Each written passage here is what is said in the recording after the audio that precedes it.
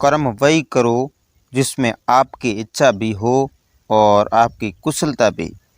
दबाव में किया गया कर्म शरीर, मन और समय तीनों को बर्बाद करता है। नमस्कार दोस्तों, प्रेरणादायक प्रसंग संकल्प शक्ति। एक बार श्री गौतम बुद्ध अपने शिष्यों के साथ किसी पहाड़ी इलाके में ठहरे थे। शाम के समय वह अपने एक शिष्य के साथ भ्रमण के लिए निकले। दोनों प्रकृति के मोहक दृश्य का आनंद ले रहे थे।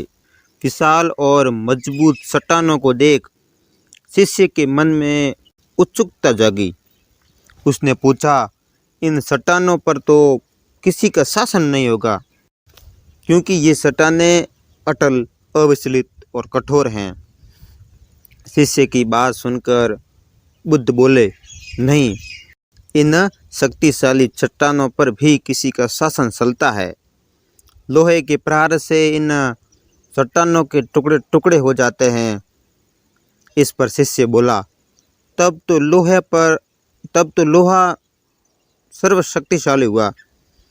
बुद्ध मुस्कुराए और बोले, नहीं, अग्नि अपने ताप से लोहे का रूप परिवर्तन कर सकती है। उन्हें धैर्यपूर्वक सुन रहे शिष्य ने कहा, मतलब अग्नि सबसे ज़्यादा शक्तिवान है।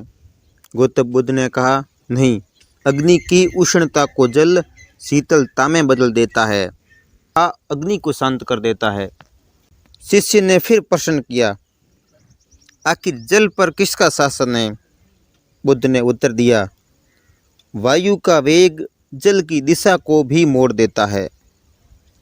शिष्य कुछ कहता उससे पहले बुद्ध ने कहा, अब तुम कहोगे कि पवन सबसे शक्तिशाली है, यही है ना? वायु सबसे शक्तिशाली नहीं है, तो सबसे शक्तिशाली है कौन?